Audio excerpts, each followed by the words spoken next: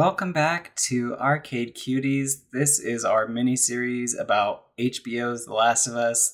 My name is Faye, my pronouns are they, them, and I'm gonna let my co-hosts introduce themselves. Hello, I'm Marianne, my pronouns are they, them. I am Sapphire, and my pronouns are she, her, and I love small black children that are disabled and really cute. Hi, I'm Flora. I use they, them pronouns, and overall, white women are terrifying.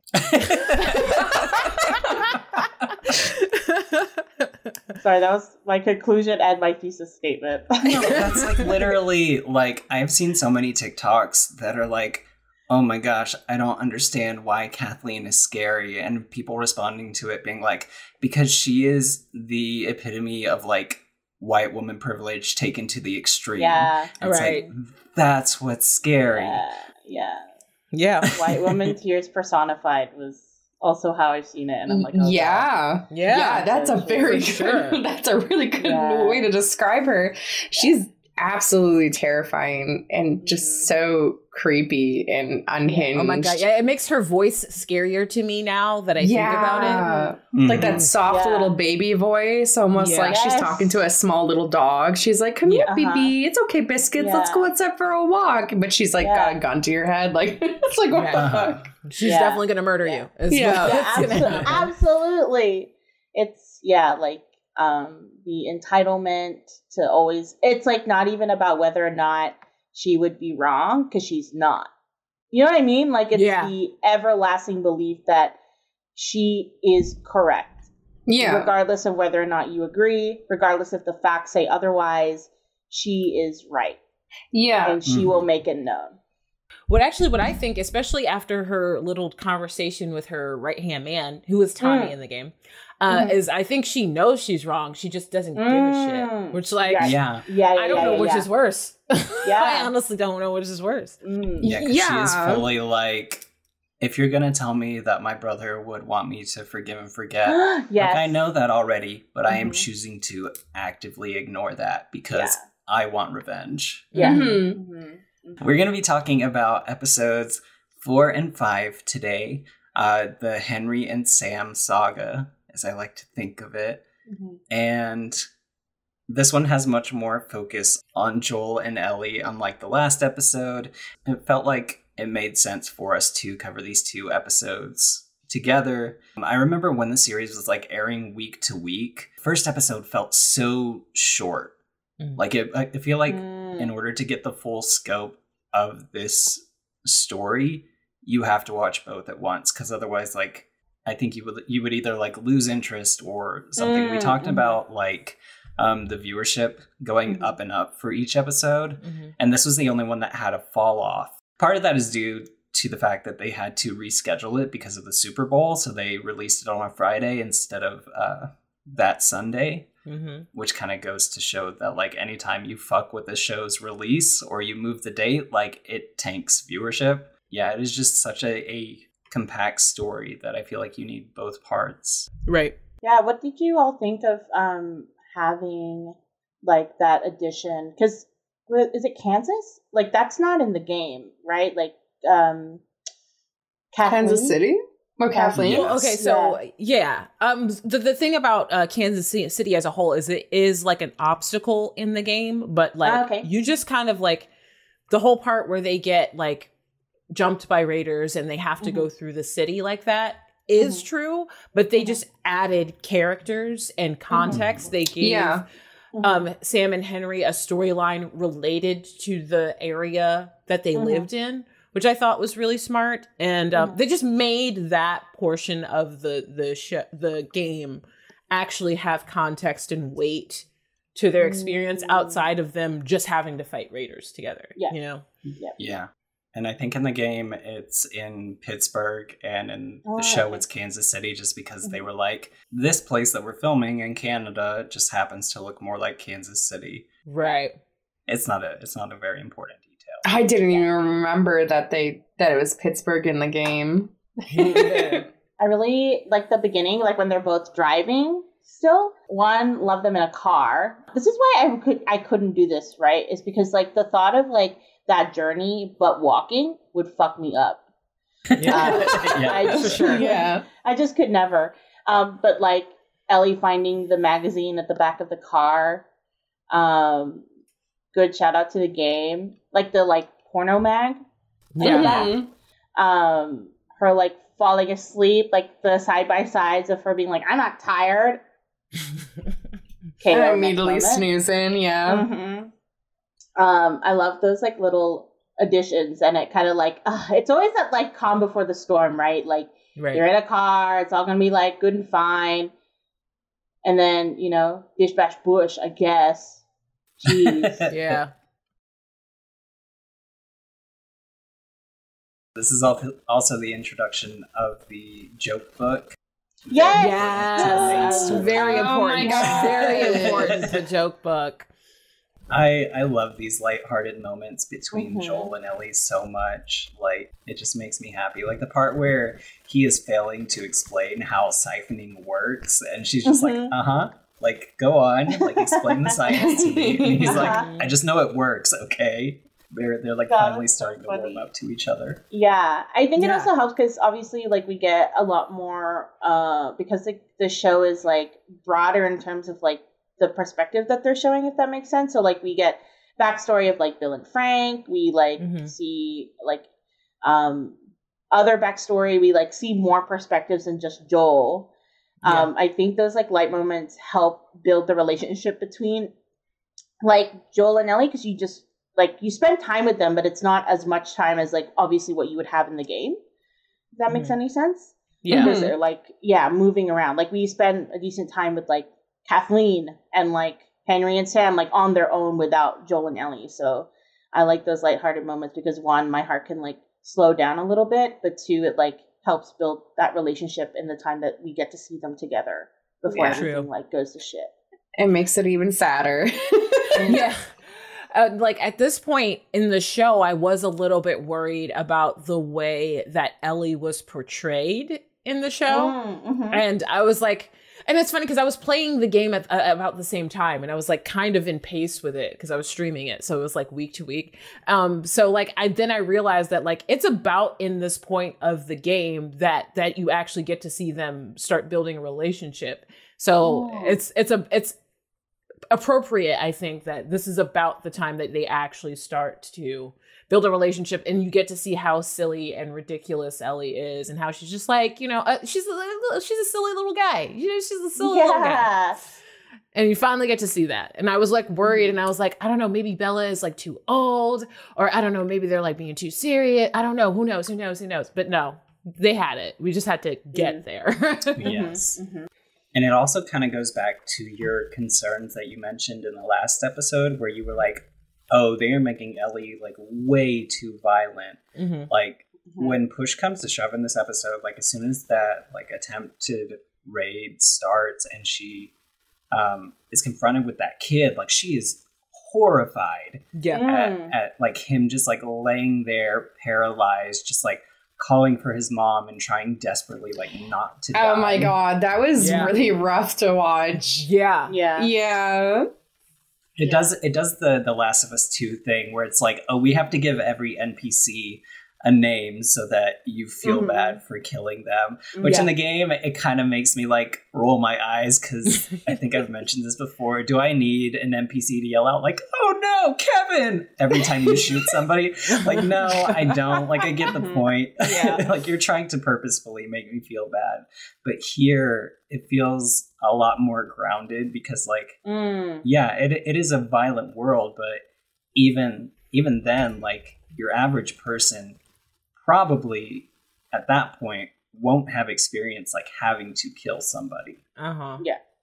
Yeah, and like the boy that they encounter is also like around the same age as Ellie. He's like clearly portrayed as like either an older teen or like max 19. And by older teen I mean like maybe 16. He's like max 16 to like 19. Like he's young. Kids. They were for sure kids. You know, and then like you later find out he's like the son of someone else and whatever. The, like, and, whole,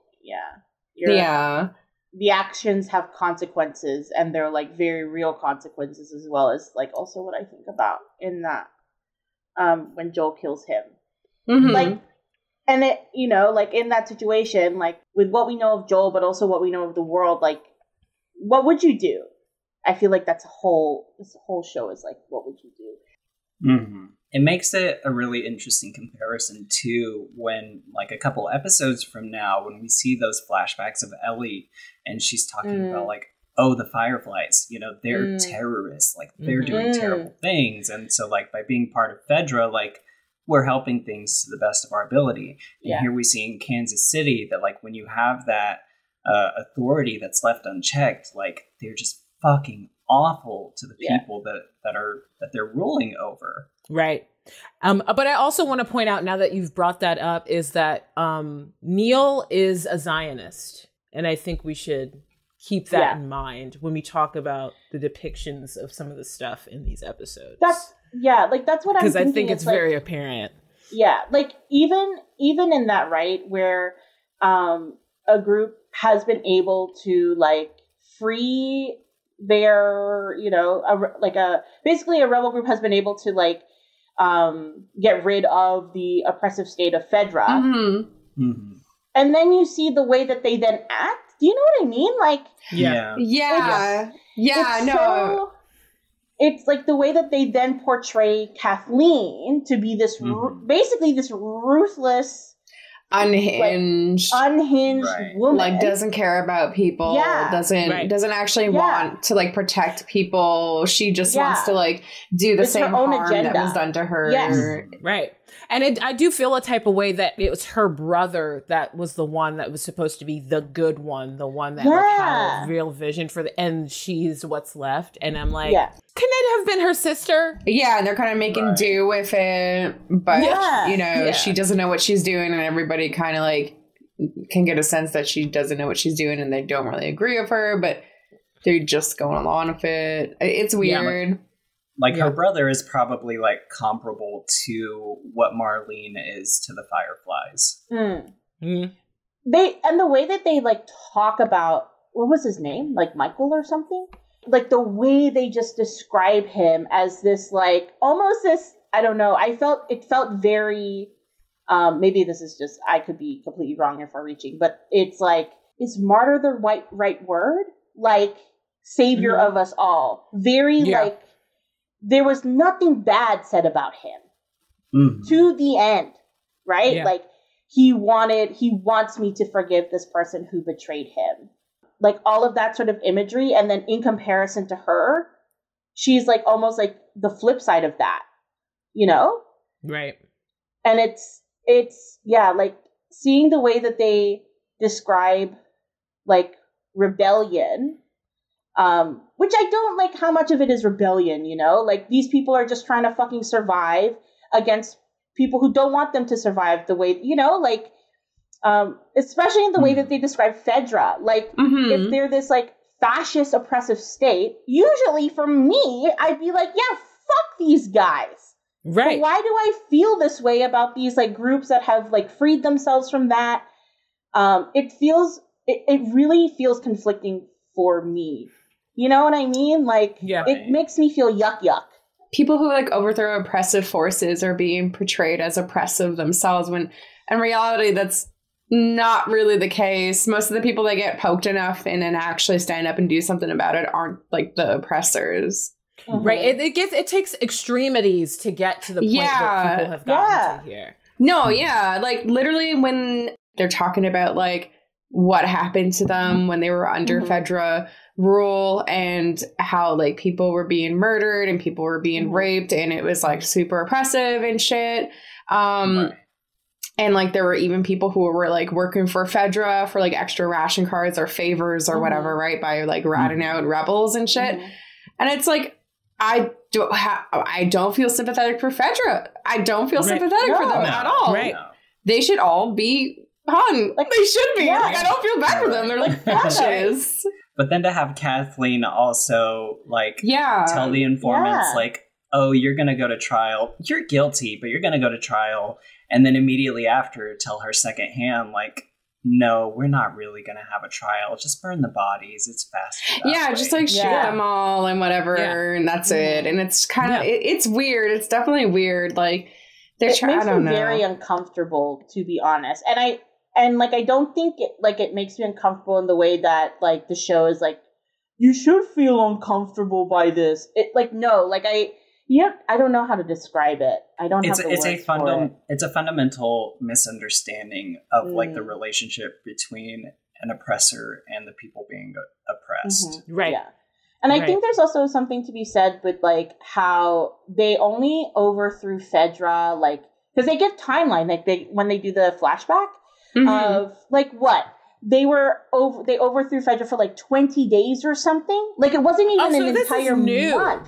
Yeah, this is new too. So it also has this like implication that, oh, you overthrowing Fedra wasn't gonna fucking work because look what happened to you. Yeah, it's like kind of implying that like any sort of government like rule is better than none because of it's just total chaos. Disgusting and oppressive. Yeah, exactly. Well, at least you still have rules and you still have someone telling you what to do. Because, you know, you can't work on your own. Yeah, because like once Kathleen came in charge and because she was so like authoritarian. Yeah, and she was so clouded by revenge, it meant that she couldn't rule properly because it was all about what she wanted, which was revenge for her brother. So then it meant that she ignored things like, you know, the infected, like having a boogie underground.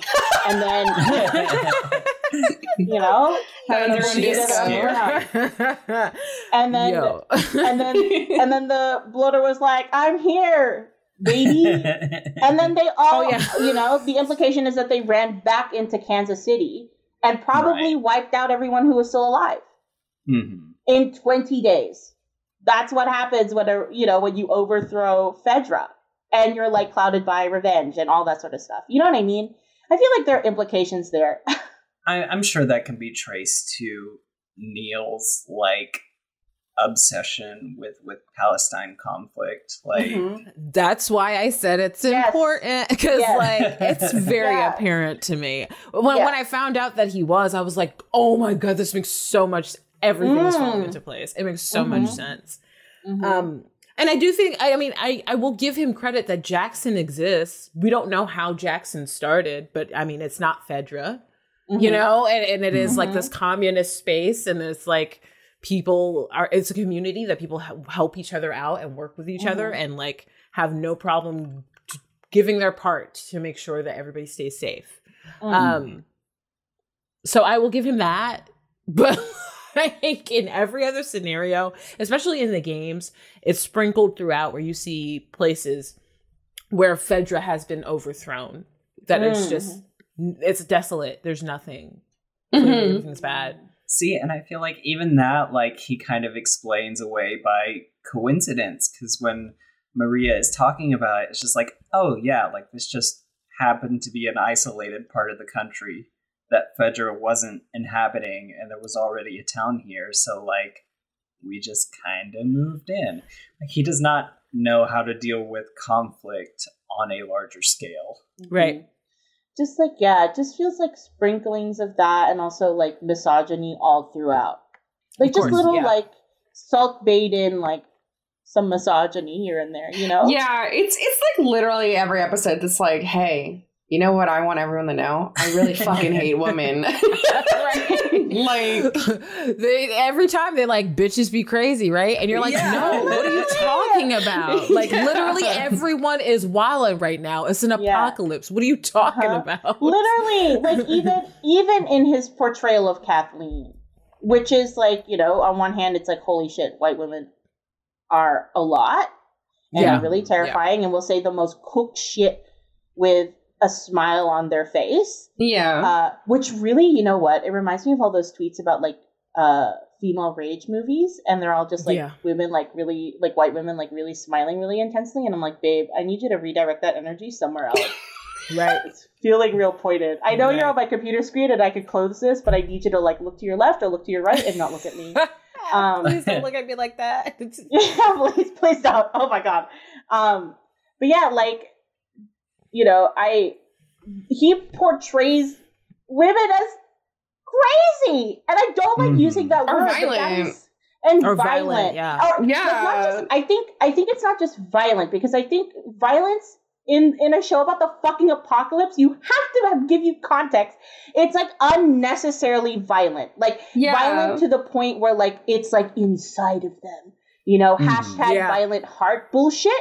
Like the reaction to Joel's violence is a completely different reaction than the reaction to Ellie's violence, or to Kathleen's violence, or to Tess's violence. Like it's so fucking weird. Like y'all remember how I was like joking in the last episode about like in season 2 they might have a big brain moment that like, oh, she looks like a child still, but she's committing these violent acts. These 2 episodes like are that, because they talk about like Melanie Linsky like having this very soft and like reassuring voice and saying terrible things, and then they also have the child clicker at the very end that they intentionally put in a Blue's Clues shirt because they were like, oh, we want to have this like contrast between the innocence and the violence. Like, no, it was intentional because they think that is compelling, or like the first original thought, you know, like they are the first ones having this thought process. And it's like, no, we have seen We Live in a Society so many times by now. And it's like, I'm so tired of it. Yeah. And I like, also their messaging is like very upsetting to me. I love this show. I think it's beautiful. But every time I hear them talk about it, I'm like, do I love this show? They were talking about like the last episode. I won't get too far into details, but they were just talking about it and being like, we wanted to show you what love could look like in a violent sense. Like this is what it looks like to love people. And it's Joel murdering a bunch of people. And it is uncomfortable to me that this is a group of male creators. And this is how they wanted to display love. Pure violence. That's so fucked up. And That's really so uncomfortable. I need them to take a moment and to stop and think about why they think y'all are rich. Get a therapist. Come on. Oh my god. And then like when they say that about Joel to Ellie, there's nothing like when they you know what I mean? Like they talk about Joel's violence as a display of love, right? Him going out and like coldly killing people. But then when they talk about Ellie and the fact that she also is violent, it's not treated the same way at all. They describe it as like this like inherent like deep like she's got a violent streak. Watch out. Like no fucking shit. She was training to be I'm gonna say and on top of it, it's like she doesn't have a violent streak. Every time she does violence, it's the same thing as Joel. There's always a reason. There's always, she has to defend herself. She has to defend Joel. The first time we see her actually do something, it's defending Joel. That's what I was saying. Like, it's all reactive. It's all reactive violence. It's all reactive violence. And they're like, oh, Ellie's violent. And I'm like, what the fuck are you even talking about? She's not sitting up at night plotting on how she's going to stab some random dude. Oh, I'm going to bite someone in the ankles tomorrow. Like, what the like, that's you know, and it's like there are also other moments where she absolutely could be showing more of this like pure violent like inner working blah blah blah, but she doesn't. She doesn't. She tries so hard to like find some sense of normalcy too. Yeah, like when you like make the stakes so high of like, if this old fella dies, you're fucked. What is she meant to do? No, but that's the thing. What the fuck is she supposed to be doing? She's fighting for her life. You're right. She's absolutely fighting for her life. And Joel knows where he's going. He knows how to get there. He's resourceful. He's experienced. And she's also 14. What the fuck was I doing at 14? You know, like looking up girls kissing on YouTube. You should survive. Yeah. That's literally ever since last week, Sapphire, when you were like, oh, this is a piece of media where the people behind it don't understand the story that they're telling. Like, I have not been able to stop thinking about that. Well, yeah, because like this is okay. If their intention was to write a person who is inherently violent, and this is how they wrote her, I feel like if they were writing if this was a little boy, okay, if Ellie was a boy, if they were writing an inherently violent person, this is not what they would write. No. Because absolutely this is just, not. they would just make it a mini Joel. And they would be like, oh no, this is not what we wanted to do. He's just defending himself. They would have to turn it out. To them, a woman being in any way violent, even if it's in defense of themselves, that is like violence. Yeah. It's you know like what I mean? Unexplained. It's like so out of bound, out of touch, out of time. I can't. I think they actually intended to write Riley as Ellie, is what it sounds like. Because to me, Riley seems like she's on one, is what it seems more like. And which, I mean, I have a lot of feelings about. She's black. Why'd you do that? Anyway, but like it seems like Riley is more of the energy of what they're trying to describe with Ellie. And that's not what they gave us. What they're saying they're doing, that's not what they gave us. No. It's like when you think of that, when they like get ambushed, right, in Kansas, and they're in that, I guess it's like a convenience store or something, and she like, Joel isn't going to be like, Tiny child, come and help me, I'm getting attacked. Why would you do that? Also, in that voice only, please. Like, when she's like slowly walking with the tiny Frank gun that she stole. I am picturing right now season 2 behind the scenes interview where they're like, it was really important for us, for Ellie, after she has killed this person, to teabag over them for 45 minutes because we really wanted to show the inherent violence that is inside of her that she got from Joel. Like, oh my god! Like it's almost a caricature. Like we had talked about our relationship with the games. In our first episode, right? And I had mentioned that, like, I was replaying the first game on stream, like, years after I had originally played it, and reaching a point where I was like, it feels like cruelty for the sake of being cruel, right? And it was this exact story beat with Henry and Sam, where I was like, this is unnecessary. Like, we don't need to see this man kill his younger brother for the sake of character development. And then himself. To, like, turn that gun on himself. Like, it feels unnecessarily mean for the sake of being like, do you get it yet? Like, do you understand the story that we're telling? And it's like, yes, I fucking get it. Why do you have to be so fucking obtuse and so, like, it just doesn't require a lot of, like, tact or, you know? Yeah. And it just breaks my heart because now so they've made changes to Sam and Henry and their characterizations. They made it worse. Not worse in that way. They made it sadder. They're like so I wanted to talk about, like, okay, so in the game, being the older brother, especially in Apocalypse, he was very strict, right? And like, you can't have that toy. We need space for food. Like, you can't do that. Like, he was very strict with him. He had to be very quiet, and like it made sense, of course, but like it was trying to tell us something.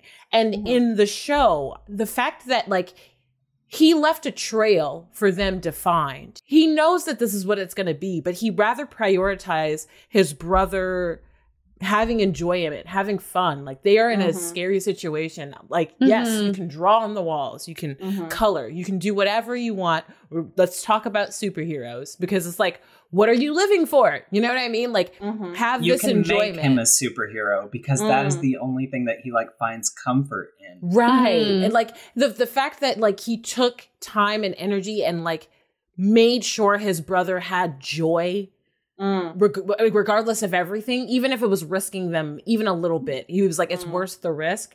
On top of the fact that like, now his little brother is disabled. Like, so now it's like a disabled black child that we have to see go through that. Like, it's just, they just like had to turn it up to 11. And while I absolutely love seeing this disabled representation in this way, to just like add salt to the wound, to just add another layer of like Kathleen being terrible. It's like kids die all the time. Your brother is expendable, but it's like, why is this Black disabled child's life expendable and your brother's isn't? Like your brothers die all the time, Kathleen. And it doesn't. It makes it worse of how they portray her too. It's like they're the rebel group. They're the one that overthrew an oppressive like rule. But then like she's playing into eugenics and like that makes no sense. Like why? Why would you do that? I do get like a lot of these moments play into the decisions that happen later, in which we kind of ask this question is like, is this society worth fighting for if we're willing to just willy-nilly sacrifice children with like, you know, but like if we're willing to sacrifice children, is this worth sacrificing yourself for? Is this worth fighting for? And and we get that here. We're getting the message, but it's like, why does it have to be like this? You know, why does this have to be it? Yeah, like I think like what you're saying just now, stuff about like having like Sam then be disabled. Like I like upon reflection and like when I was thinking about this episode and also then reflecting about episode 3, like the way that they're using disability as salt in the wound really fucks me up. It really fucks me up because like when I was thinking about it, like you know, last week we talked about Frank being disabled, like the choice that they made to have Frank be disabled. And literally, I honestly, it wouldn't surprise me if like the purpose of Frank's disability was so that they gave them what they thought was a reasonable enough excuse for him to die. You know what I mean? It is a convenient plot point for the sake of drawing emotional response from your audience. Disability is not an excuse for someone to want to end their fucking life. Like, let's, you know, like that. But that's not what the show's doing, right? The show is utilizing disability to then make us as an audience be like, fuck. You know what I mean? Yeah. Like, and that's not fair. That's not fair. That's ableist. And it's also like worse because they get to pat themselves on the fucking back. Yes. Like, that fucking after the episode, I loved seeing like little Sam. Like I loved seeing him in his little interview. I loved seeing the interpreter, who was also a Black man, interpreting for him. I loved hearing Henry talk about this role so much to make sure that it was his character was done properly. Like they brought in like everything. It's like they did a lot for it, and then but in the end it was still like like for 2 episodes, you know, and it's like really, and they get to pat themselves on the back for doing such a great job, but like what is the content of the episode? You know what I mean? Yeah, exactly, because it's not like the critique, at least what I'm saying, it's not the like necessarily like ensuring to have Sam's character be played by someone who is Black and deaf and who can sign, which apparently is something that they really fought for. It's not having that representation as a whole. It's what is that represent? What are you wanting to do with that representation? Right. What are you wanting to make us feel? And how are you wanting us to see what the fuck is going on? That is the problematic part of this. It's right, of course. And it's so very intentional because they went through all of this process to do this to us. And they're like, what, why? It's fitting that we were talking about, you know, the Oscars before this, because you hear the term like Oscar bait thrown around so specifically. It's almost like a checklist of like things that you have to tick off. Like, okay, we have the representation here, we have the trauma porn here. Like this will win us accolades or give us recognition for being so thoughtful or so like inclusive, when like your motivation is skewed, you know? Yo, Faye, the way the way that last year's Oscar Best Picture winner was a movie about a deaf family, like Coda, like I'm just saying, maybe they got ideas. When you brought up the Oscar bait, Coda was the Best Picture last year. That's a point. What I really love about our coverage of the series so far is that we are taking it so far beyond the confines of like the plot beats to talk about like the systemic issues that are present within production and entertainment, because like this series, as good as it is, and like as many like strides as they are making for inclusion and representation, like falls so flat on its face when you really take a second to be like, this is super blatant and like kind of obvious what they're going for. Yeah. I think it's also like, you know, if you just watch the show in its vacuum, it's like, then, you know, maybe you see it as one way, but it's also like listening to, it's like hearing how they talk about the show and the changes that they make. Because those are also edited segments that they choose to put and then release. So like when they talk about the changes made for this episode and in making Sam not only deaf, but also younger, because I think he's 8 or 10. Right. Like he's a They just kept adding to it. They were like, oh yeah, and by the way, he had leukemia. I'm like, what the fuck? It was just like he was sick, it was like, he's younger, he's deaf. It's like, oh my god. I think it was Neil had said, or maybe it was Craig, one of them, were like, we wanted it so that he could depend on Henry more. And I'm like, fucking why? You're in a fucking apocalypse.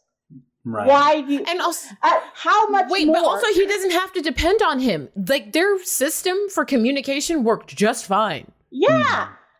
Like what do you mean? I also saw a lot of like confusion after the fact from people who had played the game and even people who hadn't, who had been like, oh, Henry is Sam's father, because they had put so much emphasis on how like how dependent that relationship was that they couldn't like fathom that it was still a sibling relationship. Like they just kind of forced that even more to be like, no, it is a father-son, father-daughter relationship. So you can have those parallels to Ellie and Joel. That's weird. I'm sorry. I have a lot of siblings, and none of that behavior is out of the realm of possibility for what we would do each other. Like that's y'all. I don't. I'm the eldest sibling. Like I get it. Like like I'm the eldest, and like, you know, seeing the way that Henry like treated Sam, I'd be like, no, that's what I would do. Maybe I'd be actually a little bit stricter because we're in the fucking apocalypse. I need everyone, you know. More like the game than like the show. Yeah, a little bit. God, I'd be like, no fucking toys. I'm sorry, I love you, but no. Are you kidding? Can you please turn off Baby Shark? Do you know where we are? He's a young kid, right? So he might be upset, but it's not like you can't just talk to him like he's a fucking person. You can communicate with him like he's a person. It's like it's so interesting, right? Like when you boil down inclusion to just literal like identity sort of politics stuff of like, see, look, we've turned all these characters into like a more diverse range of or like quote unquote diverse casting, but they all end up fucking dying, Neil and Craig. So what the fuck are you really saying? Do you know what I mean? Right. Like it's an expendability. Yeah, like you're not making your show quote unquote more diverse because you've like changed characters to be like more like explicitly queer, or like having them like, you know, like having more like black characters when you end up just fucking killing them anyway. Right. You know? Like you can't just be like, look, disability. No, and that's like a reoccurring issue in The Last of Us. We touched on it briefly, like in our last episode. It's just like there's like a lot of black death, and there's a lot of like women death too. Like they're just constantly killing women in black characters, and it's just like, what's going on? Like, literally, what is lost from the story if, say, like Tommy happens to be deaf? Nothing. Right. But like they have made this decision to make a character that is already dependent on another person, like even more so that it is just like, it's almost like no wonder they aged him down, because they're infantilizing that character, right? Even more so by saying like, oh, now he has a disability and he's aged down, like. Yeah. It's weird, and it comes from a very ableist perspective. Absolutely, it's like they went, he's deaf, boom. He's 8, boom. He has cancer, boom, boom, boom, boom. Like, hello? And, like, honestly, shout out to Kevon Woodard because, like, oh my God, he does such a good job. And I hope his career, like, skyrockets from here because there are a few actors that I could name right now that show, like, the amount of understanding and emotional depth that he has to his character. Like, straight up, before this episode and, like, looking into it, I did not know that there were different, like, dialects to sign language because that is not a thing that would have I would have considered normally. And so it is really cool to see, like, him get this chance to be his authentic self.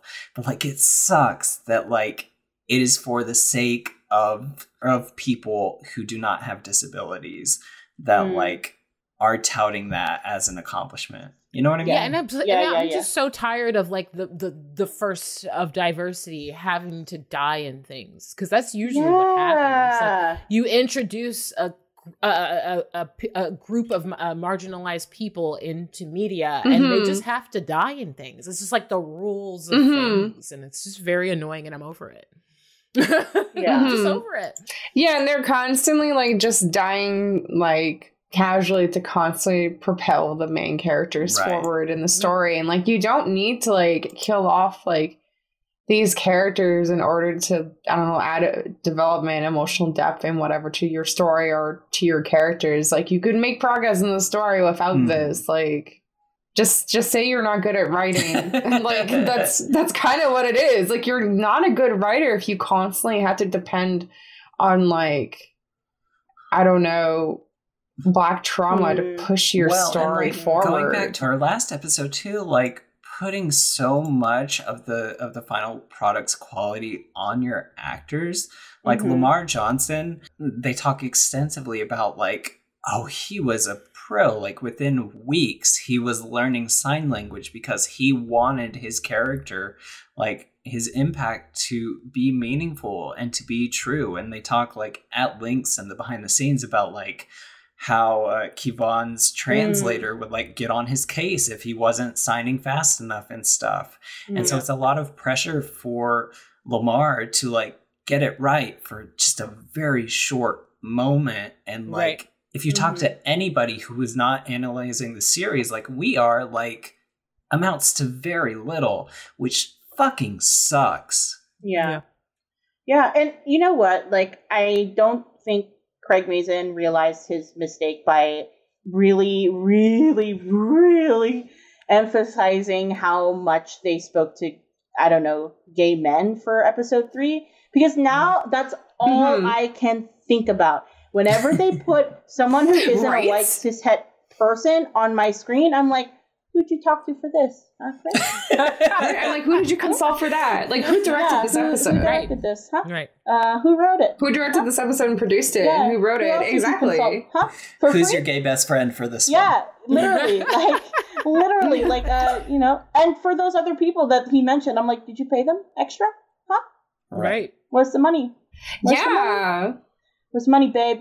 You know, we're the people. Show me the fucking evidence, because you chose to be really reassuring about it for episode 3. So I want the same level of reassurance for everybody else. For every episode. Right. Absolutely. Every single episode. Yeah. Like, it's weird. Where is that energy? You know? Like, the only gay people aren't fucking like white men, you know? Shocker. Yeah.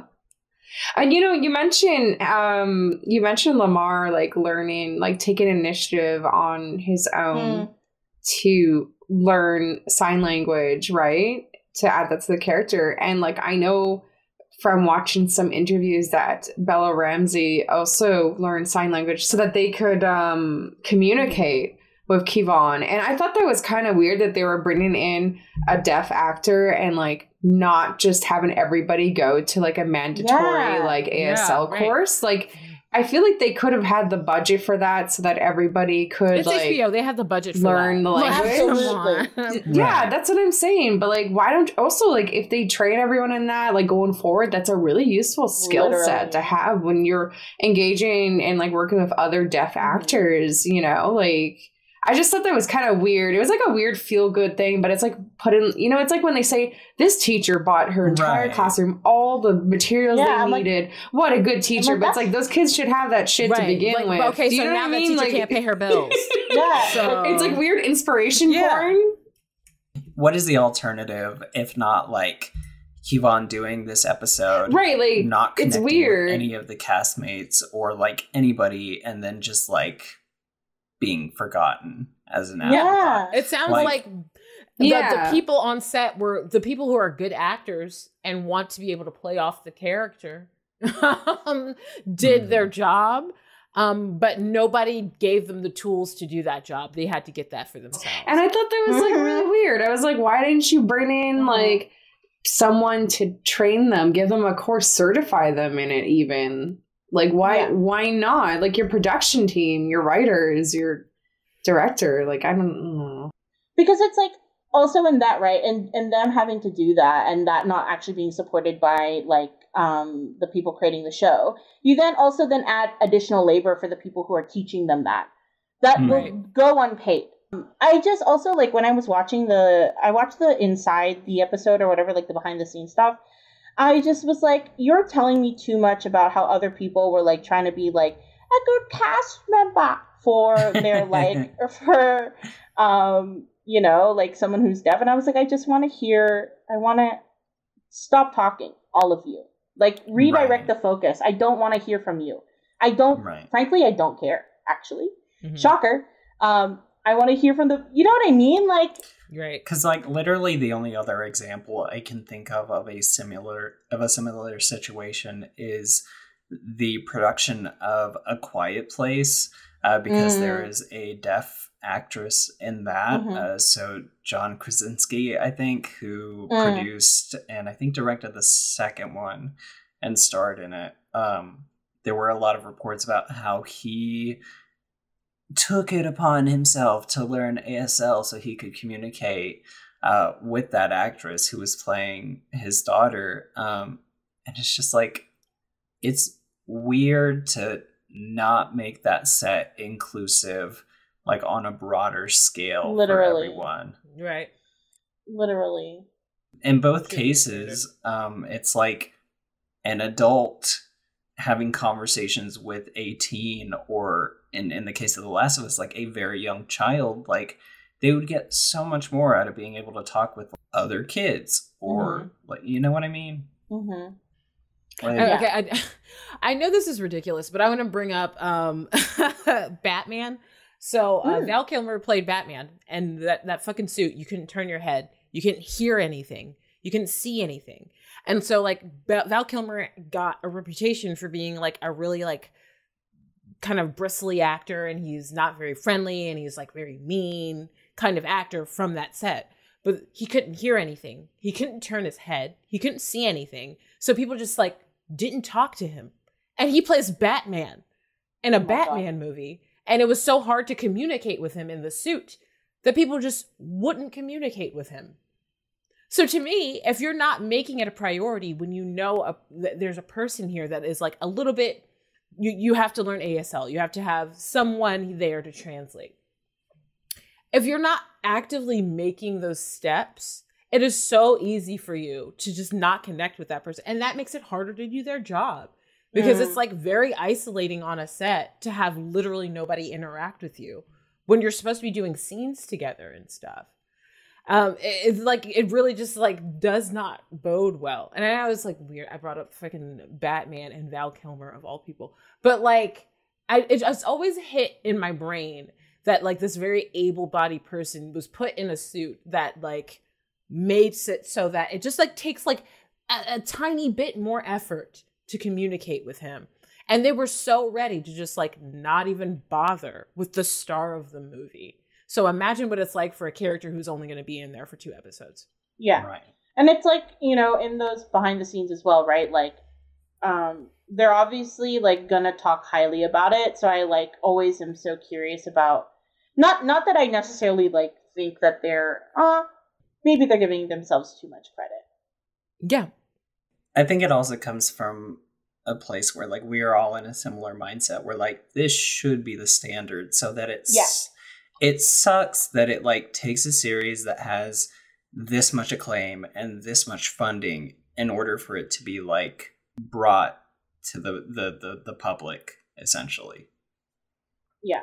It's just like very surface level diversity, inclusion, low-key bullshit, actually. Like, because I don't want it to come across as like, you know, we're dunking on The Last of Us or like hating on the performers or anything, because of like we touched on it in the last, like, it is revolutionary and it is very cool, but like, why are we just now getting to this point where we are scraping for this? Yeah. Like, this doesn't have to be the be all end all, like, because that's just the surface. Like, you can demand more, you can demand better, because you absolutely just deserve that. Like, this show is revolutionary for a reason, right? Like, there is a reason why people are like, wow, that's so cool.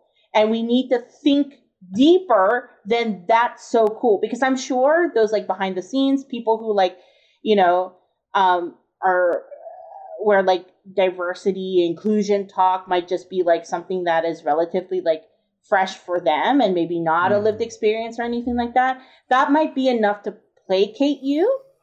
Yeah. Don't let it be. Don't ever let it be. Absolutely. I was just about to say the same thing. I was about to say, I will not be placated by the bottom of the barrel. I'm sorry. I watched Star Trek as a kid. This is 2023. We should be beyond this. Yes. Good job on getting here. Let's go further.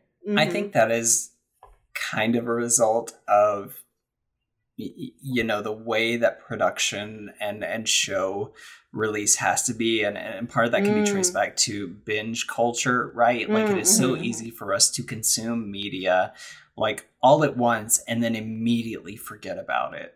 Right. And because Hollywood and other entertainment industries are not like adapting to that structure, like they are still falling onto things that like, well, if people aren't watching past episode 3, then we need to cancel this season, no matter the impact that it might have on things like representation and intersectionality. On the bright side, makeup and special effects, very cool. Love that bloater. Yeah, the bloater. It was very interesting to see what they were going to do with the bloater now that they don't have spores in this season. So like, just like having impenetrable skin and nobody being able to kill him is wild.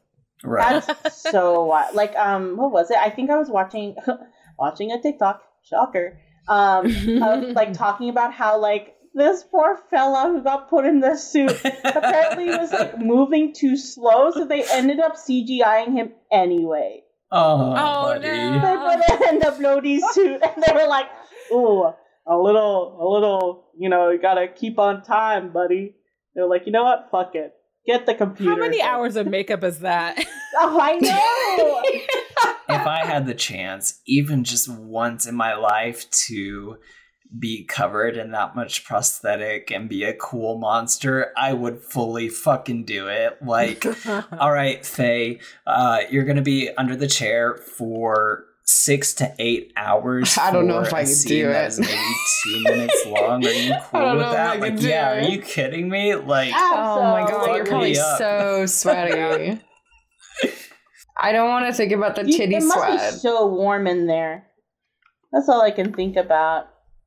That's why I love interviews with Doug Jones, who is like a prolific like monster actor, right? Like he's done stuff in Hocus Pocus and Hellboy and Pan's Labyrinth. Oh, isn't he in What We Do in the Shadows? Isn't he the Baron?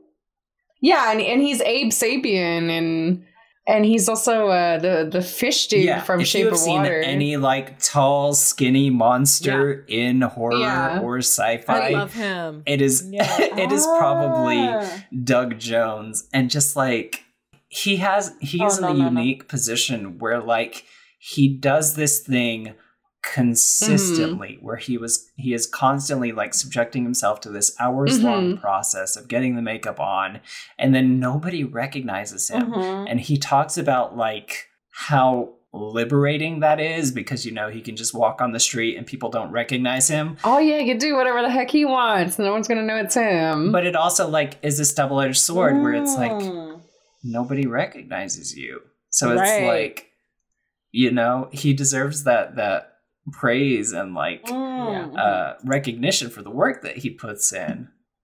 I don't know. I would be a clicker if I could. I don't know. I would do it in a heartbeat.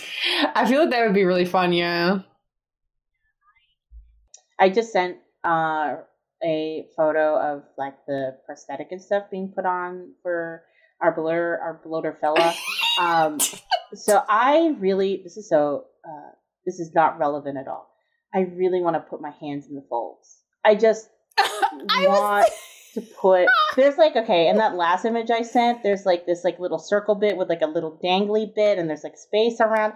I just want to cup my hands around that. Give him a little kiss. Just a little hug. Do you think they're good at hugs? It just looks, because one, they're filming in winter, so I'm like, that could be very warm. It is the ultimate neurospicy fidget cube. Yeah. It's just this entire boop, suit. Boop, boop. I look at this and I don't think like bad texture, don't want to touch. It's like, I want to explore every inch of this.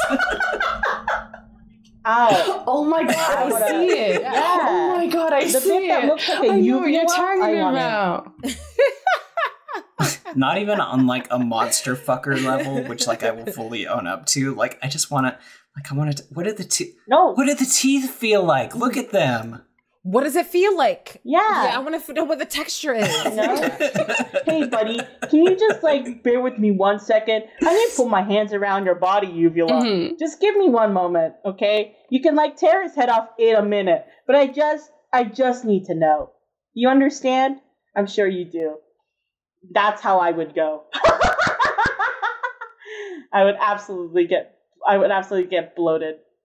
God, yeah. Like thinking about the clickers and also the child clicker.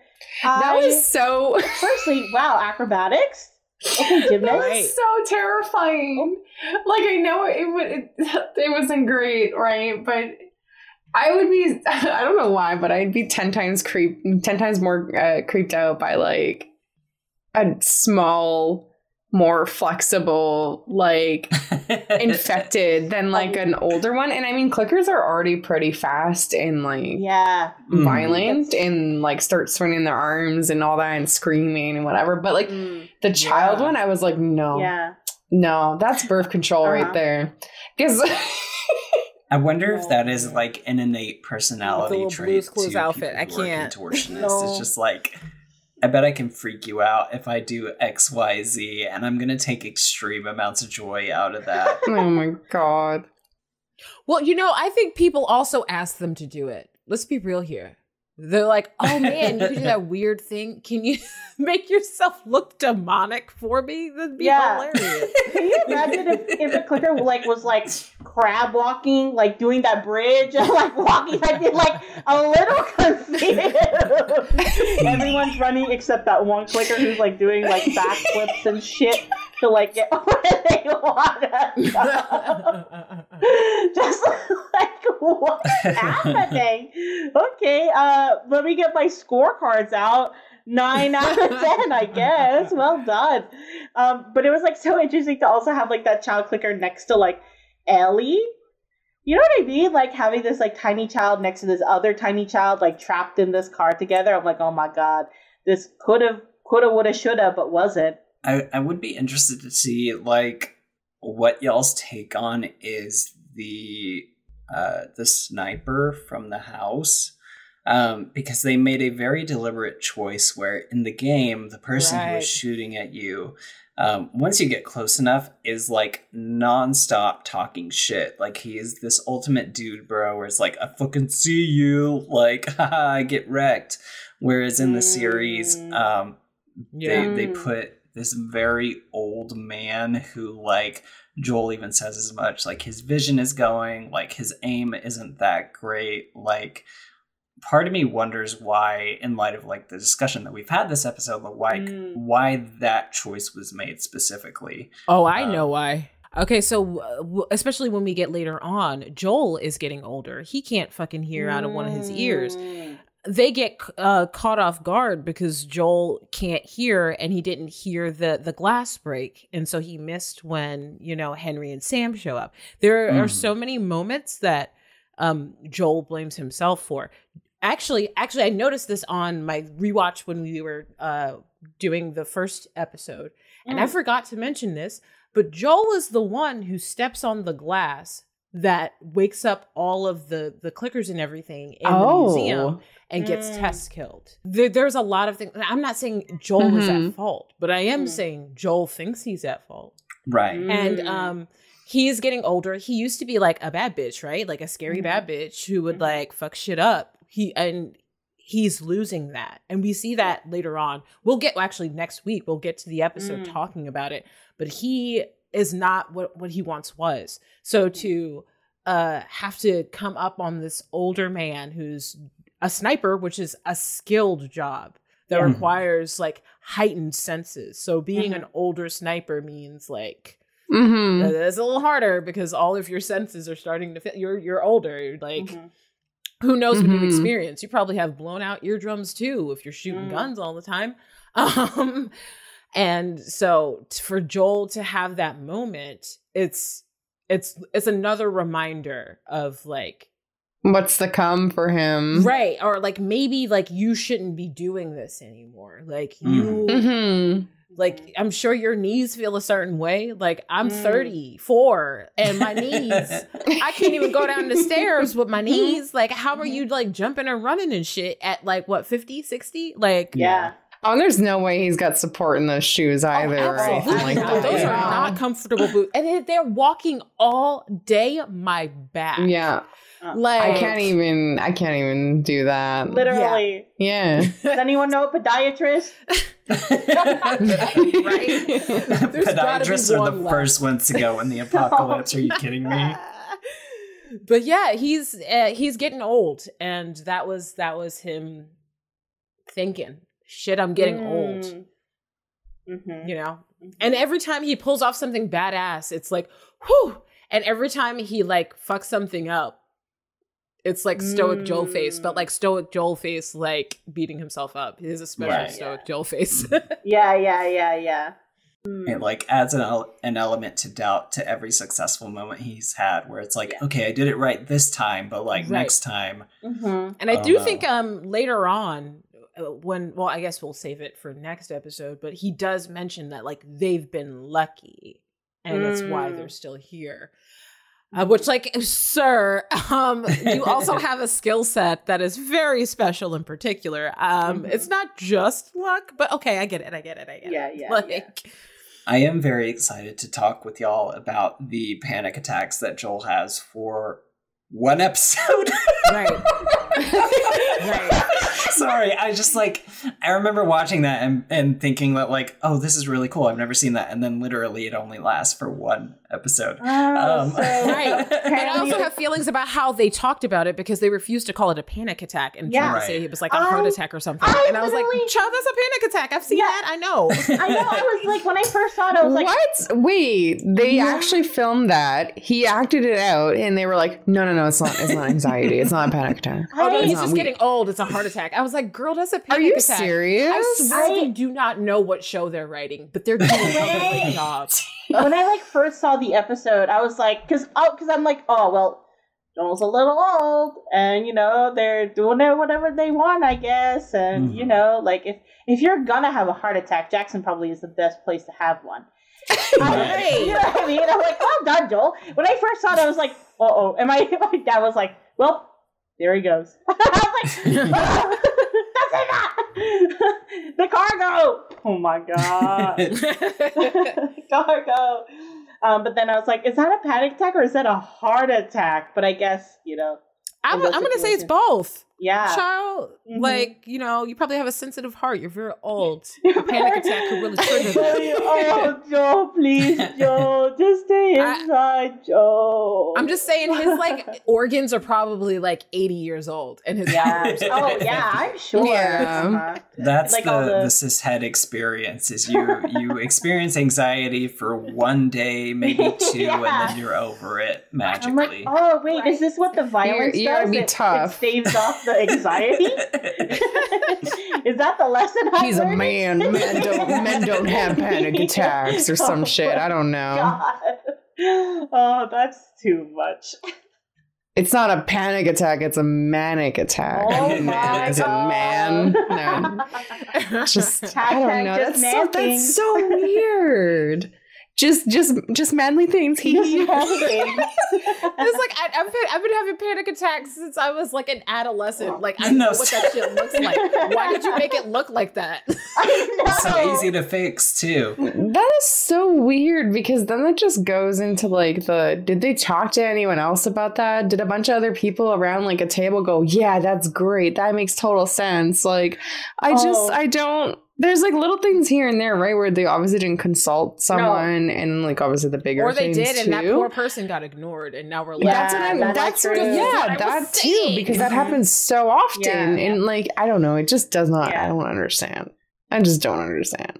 I do really quickly want to mention the section with the underground bunker. Yes, because I think it is probably my favorite moment within these two episodes where we see that Sam and Ellie are truly like able to just be kids for a moment, and we get hints that like other kids experienced before, you know, inevitably in the world that Neil and Craig have built led to tragedy. But I think I really love moments of levity in apocalypse shows, and I don't know if any of them hit as close to home as like this one does, because I remember that being a very significant moment in the game as well. Right. So I'm curious to know like what y'all's perspective is on it. I find it interesting because they used kind of this moment as like, okay, so Joel and Ellie get separated, and Ellie is with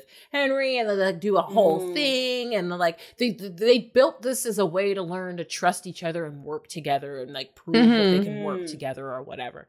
But in this part, it was just a moment of breathing, and I remember in the game. Henry is like, you know, don't make that much noise, and like being very, so of course in this situation he's like letting his brother be free and like enjoying watching him laugh and being like, you may not be her father, but you're a father, and he'd been like, man, I totally forget about that because in the game we have Joel and Sam and Henry and Ellie like they get separated.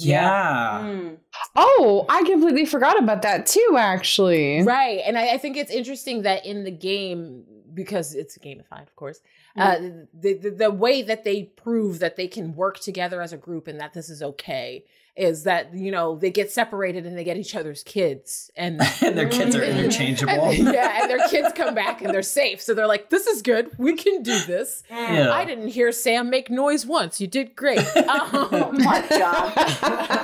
And then, so in the show, for it to be like this moment, I feel like the moment of like breath is what kind of made Joel think this could work, rather than the chaos that happened later. I think the chaos that happened later, it was just like whatever.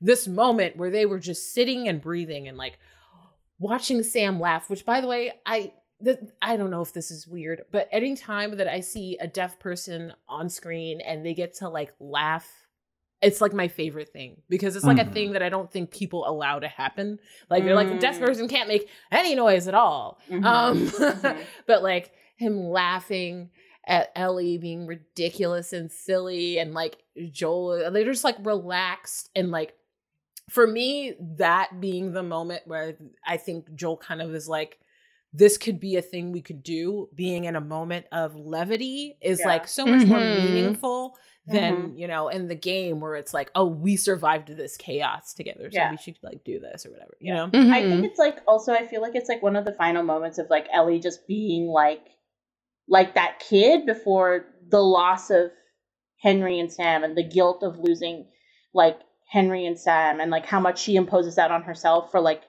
you know, like not staying up with him, and not her blood like sitting on top of his wound, not healing him. Do you know what I mean? Like, I feel like that is like, they describe that as like a turning point for Ellie of like, because we talked about like that moment where she stabs the infected in the last episode. And to me, that signifies the start of her thinking that, like, you know, she sees the fungus like literally crawling underneath the skin of this person and thinking that like that is in me, but I'm okay. So obviously like my blood is special. I think that is the direct like pathway to her thinking that she can fix Sam at the very end. Right. Because she's seen like firsthand like what is beneath the surface, like very rudimentary of an infected or a clicker, and like kind of understanding that is in me as well. But I'm okay, so like I should be able to transfer that. Yeah. Yeah. Which is like another reason why I find it so weird that they said she did that out of violence. Like, she isn't like a curious kid. Like, right. Yeah. I don't know. Sometimes I feel like they just say shit, because then why would you just think that she just believes that her blood is magic after like looking at the inside of someone who has been turned and like looking at what it looks like? Like, she, I don't know. To me, those two things connected. Yeah. And I just think it's weird that they would be like, oh, she's just violent and not curious, you know? Yeah. Especially like when you like have built up her character to be like really sheltered because she's been stuck in Fedra school the entire time, and she talks about how shit the school is. So literally, what the fuck would she know? Why would she know anything beyond what she gets taught at Make a Soldier school? And like we have talked about the links that the creators go to be like, oh no, the people are fully cognizant underneath the infection of like the terrible things that they're doing because it's a fungus. No more is that evident and like more heartbreaking than here when Sam, he has made the choice to turn away from Ellie, knowing that he is infected and could possibly turn, because with Mrs. Adler we saw that like, you know, her mobility was restored with the fungus, right, her senses returned. That fully could have been a possibility with Sam, but like at the stage that he is at when he attacks her, his hearing hasn't come back yet, which we know is like a crucial factor to the clickers later on. And like fully could have been repaired. It is so sad watching him attack her, knowing that like right behind his eyes that he can like see everything that is happening. And he's humming. He's humming as he's looking out the window when she's walking towards him. Like, and it's not like a, you know, clicking or anything. He's just humming to himself. You know, like, and this is what they fucking want. They want us to feel this. Greg, I shake my fist at you, sir. God damn it. Because that, like, because when you play the game, you know what's going to happen, right? But at that point, you probably already know what's going to happen, even if you haven't played the game. You know something fucked up is going to happen. At this point, you get it. Yeah. You get it. And it is like that stomach drop.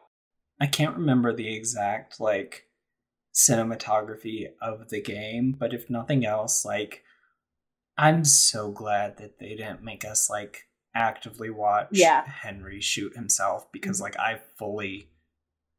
couldn't have. Like I don't know. Oh, I don't think we see it in the game either. I think no, I don't think it shows it in the game. I think it just shows Joel's reaction. Yeah. Yeah. And it's so like at least they had the sense to carry that tact over, because like I am fully in the mindset that like an audience can infer what happens. Like we don't need to go for the shock value every time. Right. Yeah, yeah. I mean, it's already shock value. Right. He shot himself. Like he just killed his brother. Like, and I don't remember if this was in the game, because I don't remember conversations necessarily, but they really do make it a point of like Henry being like, I've never killed anyone before. I have indirectly caused a death, but I have never killed anyone before.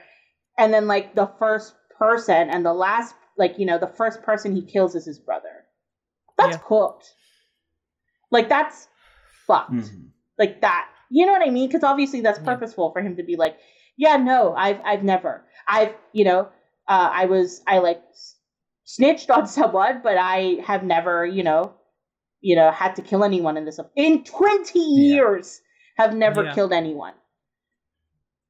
And then that's you know, like I think we also don't get enough in the game. There are like bits where Henry, who would have been like, you know, maybe 5 to 8 when the apocalypse happened. So, you know, there's a part in the game where you pass by like an ice cream truck and he's like, oh yeah, I remember like these things used to drive down the street and people would get ice cream. And Sam and Ellie are like, you're fucking lying. Like that doesn't make any fucking sense. Like, I feel like I relate most to Henry, which like it's such a shame that he disappears so quickly, because like of any character to be like, oh, I experienced the rapid acceleration of XYZ, like as far as technology or societal expectations, like I think we can relate to that the most with as quickly as like technology evolved and like, you know, politics has exploded for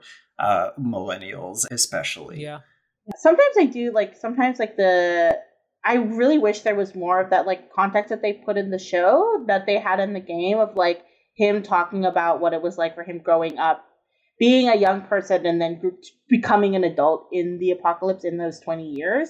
And like it just makes me think of like just some of the like tiny little holes that they leave sometimes when they add all these like elements to the story of like, earlier we were talking about like how, you know, especially for Sam, I feel like, and also for Frank in the previous episode, they started adding kind of like elements of like, not elements, they started like, they created these disabled characters, right? As a way to further tug, I guess, on our heartstrings and be like, isn't this even more devastating? And like one of the things that they mention is that like Sam has cancer and that's why Henry you know, becomes like an informant for Fedra is to get him like drugs to look after him. So like the thing is when they start doing that, it just inevitably, I think, just creates tiny little holes of like, so did he take pills and now he's better? Because are you implying that, like, are we at a point where cancer can now be cured by pills? Because I think that's what they said the medicine was. You know what I mean? And just the real world implications where it's like not stating directly, but like, you know, in the event of an apocalypse, like if you have a disability, like you're screwed. Right. Yeah.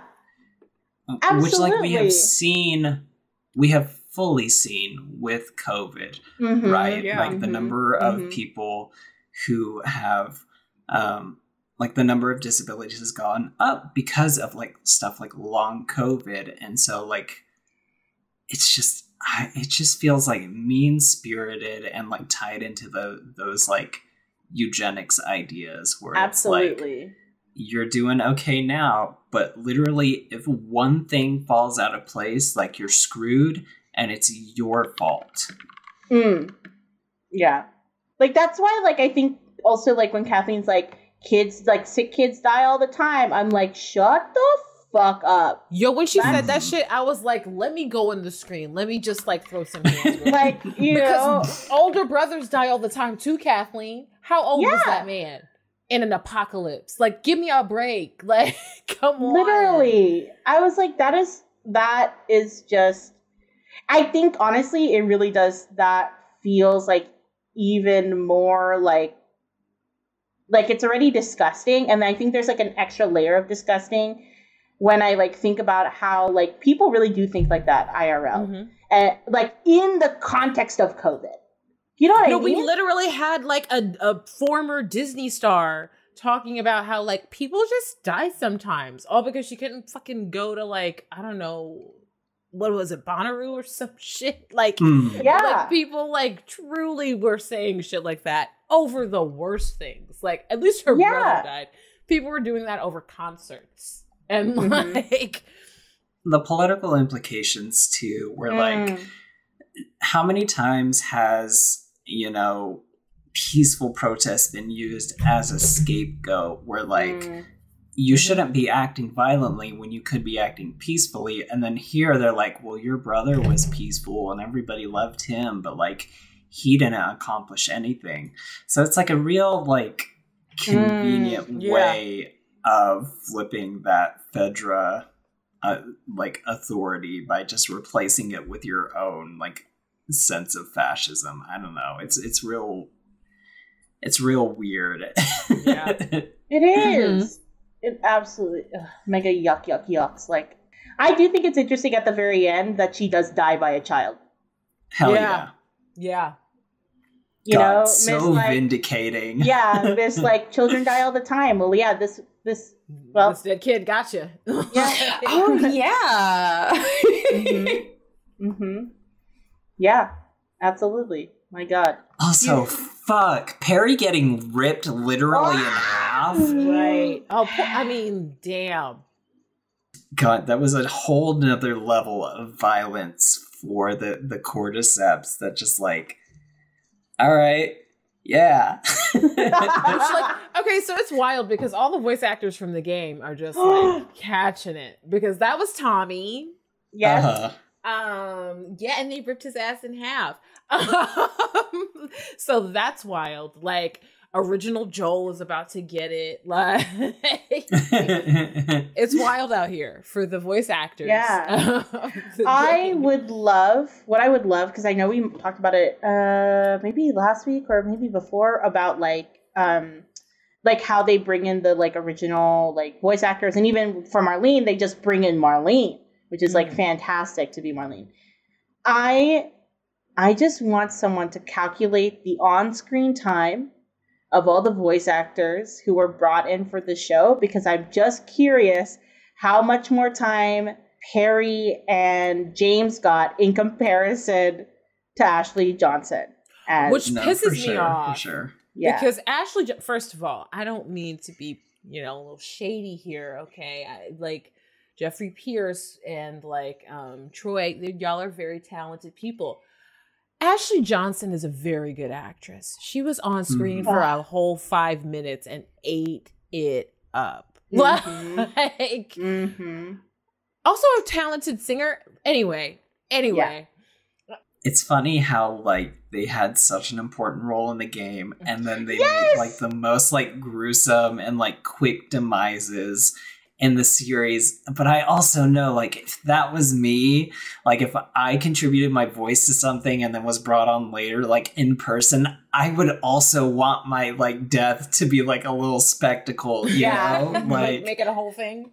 Yeah. Yes. Like, I do think it's really beautiful that Ashley Johnson is like Ellie's mom, because Ashley Johnson is mother to that character. Absolutely. And that was beautiful, but like, can we get a little bit more time with her? Because she really did. See, and like hers is the only one out of the main, aside from maybe Marlene, where it's like we're not rooting for her death, which is kind of interesting. Because like with Jeffrey Pierce Perry, we're like, yeah, he's not a quote unquote like awful person, but he is like enabling Kathleen to do this terrible shit. Right. Yeah. With James, we're like kind of the same thing. Like he is probably a terrible person, and also he's contributing to David doing this terrible shit. Yeah. And then with Ashley Johnson, with Anna, it's like, oh, well, that sucks. Yeah. Like.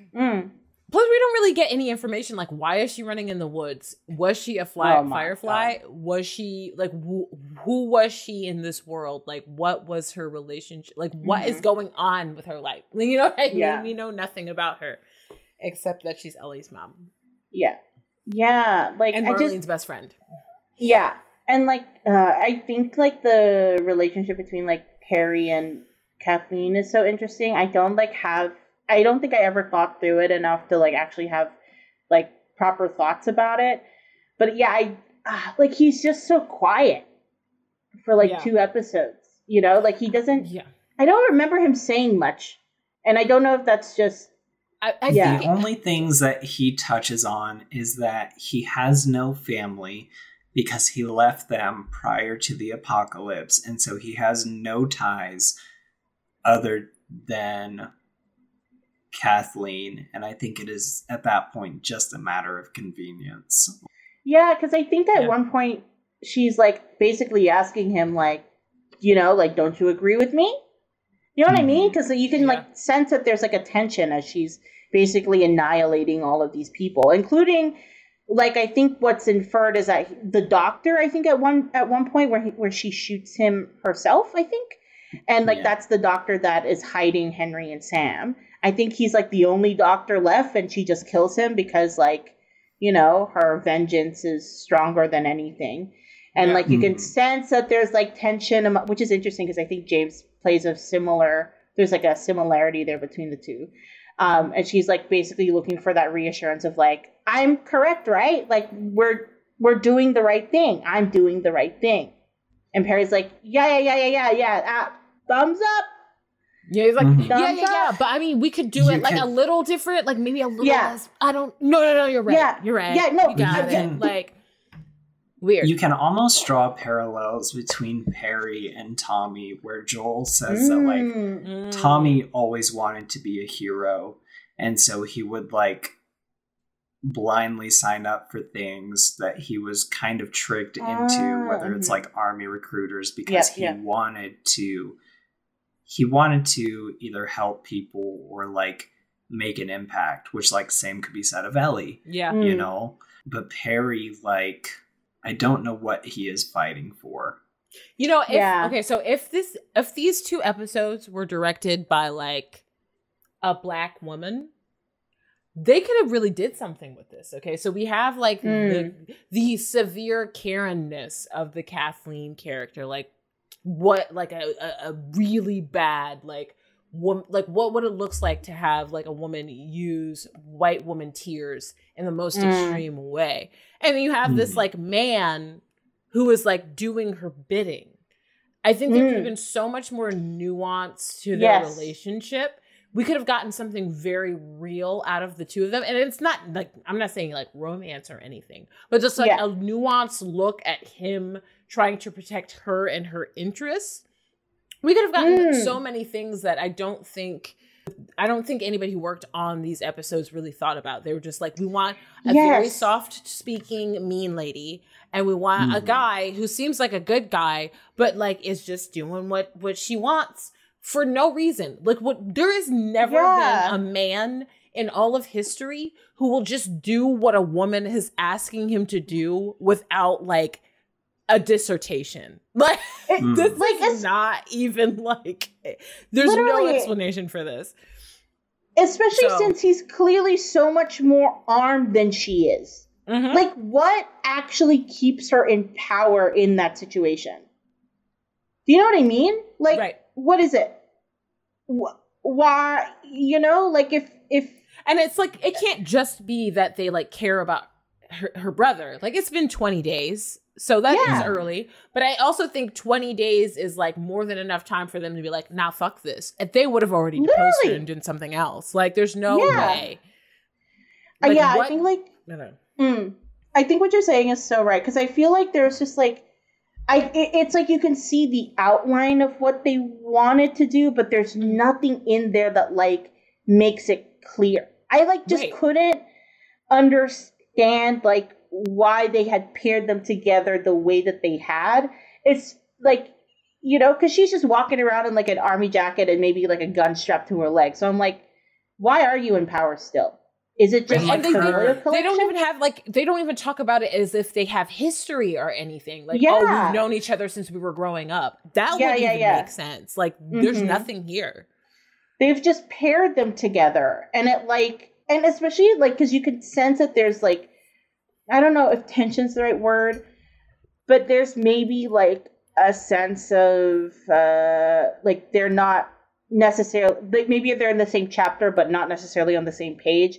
But it doesn't really explain, like, why he would need to be on the same page with her. Right. Ultimately, her sense of authority comes from her deceased brother. Yeah. Which... That wouldn't hold up. That would not hold up for 20 days. Right. No. Right. It just would not. Like, especially since they're just going around killing people. Like, you're all in the same town together. For 20 years, you've all experienced this, like, and I get it, right? Like, it's like, they're the informants, so... the whole like we gotta get rid of them or whatever, but there's like no other rhyme or I like don't get it. You don't have any connection with these people at all? Was it always so like line drawn in the sand? You know what I mean? Mm-hmm. Like, yeah. It's like really weird, and like they don't even show like a glimpse or anything into like what it was leading up to that point, like or during the anything from like the previous 20 days either. Like we don't get to see like was she always like that the entire 20 days, or was there like a gradual progression or deterioration, you know? We just need an extra scene of Joel rummaging through cabinets. Oh my god. He happens to find a note that's like we find Kathleen's diary and it's like, I've known Harry since I was a little girl. Yeah. I'm just imagining her lying on a bed writing a diary, kicking her feet in the air. In that bedroom that she ends up in, like standing between those windows. I do wish, like, even like hearing that, I'm like, okay, so everything about the brother I'm just meant to believe by word of mouth, that he was this like gracious leader, blah blah blah. You know what I mean? Yeah. Like, I'm just meant to believe that. Why? I don't trust men for a second. So why would I trust this one? And it's like, I really do not, I cannot believe that they would just blindly follow her because of her. It makes no sense. It makes no sense. I live in a society, which they always want to tell me that I do. And in this society, if a woman is like going to take over after their man that they're closely associated with is gone, like there has to be something. There has to be deep embedded connection. There has to be a deep knowledge of her there has to be, even if they have that, they're going to question her every step of the way. And I see no questioning. And I'm like, yeah, like even Marlene gets questioned. Like constantly. Well, she's black, so they knew they couldn't get away with that. It's just... The only thing that I can think of, and we see this a little bit with David's crew, is that in the US, people are so quick to look for a Christ-like figure that they can give themselves like wholly devoted to. But even that, like, because we never meet Kathleen's brother, it's like kind of hard. It's modern day, like, faith, you know, like it's just, is she like evil Mary Magdalene? yeah essentially, like that, like literally.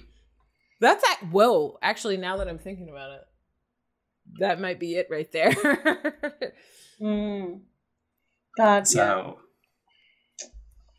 because I could see like in an alternate future where, like, you know, her brother has been risen up to this martyr status, where like they kind of worship the idea. There's statues of him, you know. I don't know what it is. They didn't think it through, so like, I'm hesitant to give them like any additional sense of like credibility. Right. I really think... We gave the kid cancer and made him deaf and tired. Okay. Oh my God. What more do you want from us? Didn't you see Perry right there? We got his back. Huh? We got the loader. Huh? You know, we hired all these people. We sent them to clicker camp. And you want us to think more about the implications of the things that we're writing?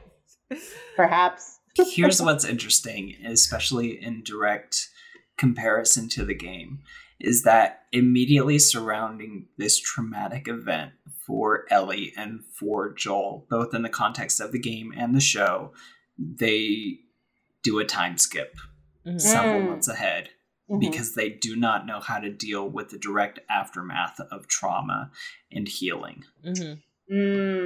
So I think it'll be interesting to see, like, I mean, obviously we've seen the entire series at that point, but like, I think it'll be interesting to see in discussion how that theme carries on into the next episode. Truly. Yeah.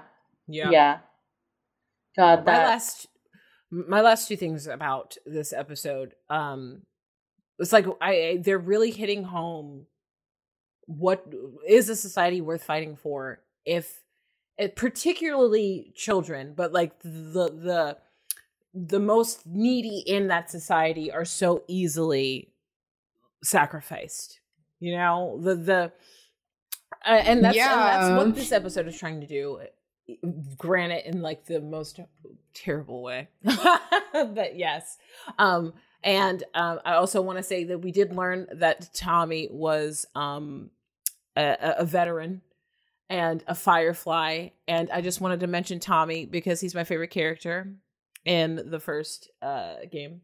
And then the last thing I wanted to say is just that I think it's very interesting the ways in the show that they decide when someone is healed and how they respond they respond to that healing, because the things that happen after this, Ellie is changed and it is months later, but they try to tell me that she's all good.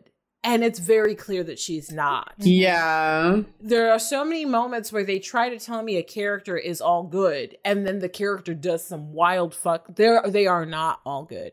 And I want us to like kind of think about that throughout the show and the actions of the characters that they are trying to tell me are healed. Because the only character that I find in this entire series at this point that when they tell me this person is healed and is better, I actually believe them is Tommy. That is it. See, and I was thinking Maria. He's doing pretty good. Maria, the accidental communist. He's doing great. Yeah, so funny.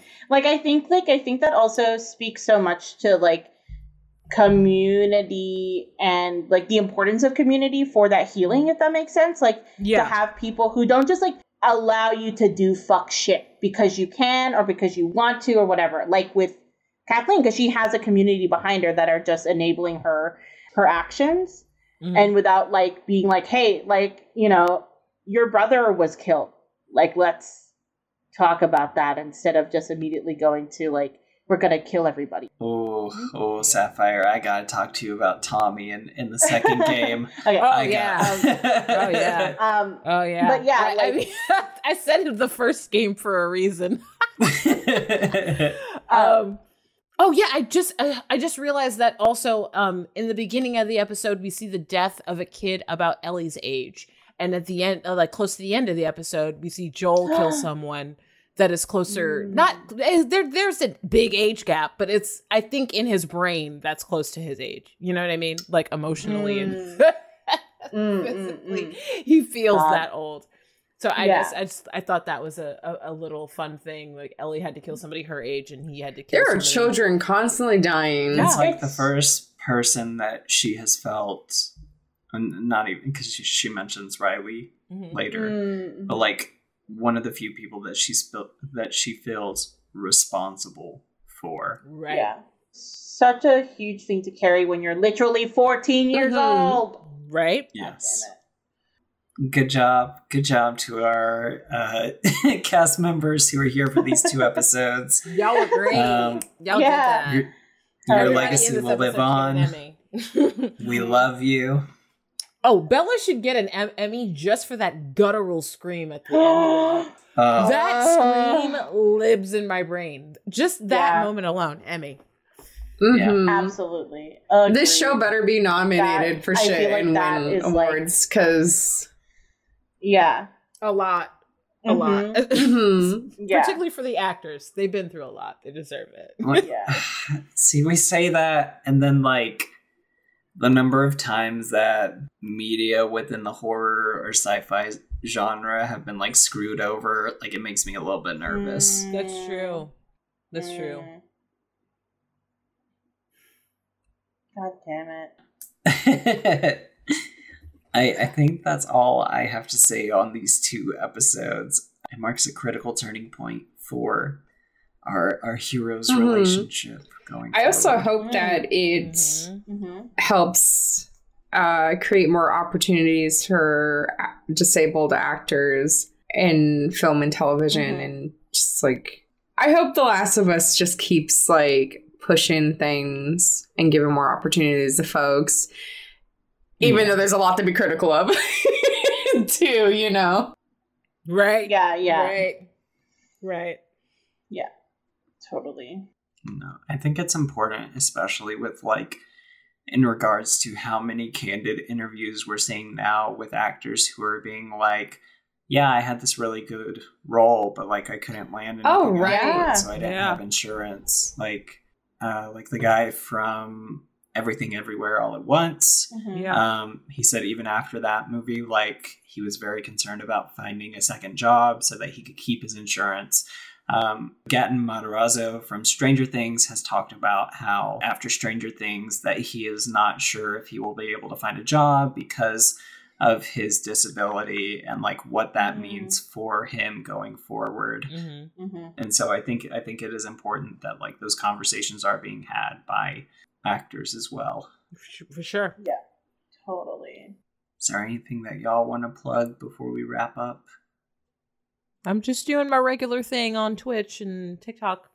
The same thing I always do. Sapphire Ghost on everything. I am surprised that I have not been playing Resident Evil this entire time because it's so good. Isn't it though? They have done it so good. I love it. They are really killing it with these remakes. They are doing great. They're doing great. Hell yeah. I'm glad to hear that. What am I doing? You know what? I'm just hanging on the internet, yelling sometimes. The core station over on Twitter if you want to see consistent yelling. And if you kind of want to see semi-regular but not really yelling, the Clarification Station on Twitch. You know, same old, same old. Heck yeah. I am just vibing right now. Mostly recording for Arcade Cuties. Might start streaming again in April. So if anyone wants to keep up to date with that, you can follow me on Twitter. It's _, and that's usually where I post, streaming updates and stuff. So yeah. If you're in the US, call your fucking senators and tell them not to block TikTok. Because that's a pretty major thing. And also just in general, if y'all want to show some love to your trans siblings right now, like, it'd be much appreciated because it's fucking hard out here, y'all. And every bit of love, like, goes a long way. Mm-hmm. Yeah. Same for all you Oceania-based fellas, too. And punch your fucking local Nazi. Don't hesitate. Hell yeah. Step on all their toes. Thank y'all for listening. We love you very much. Yeah. Bye. Thanks for listening. Bye. Bye.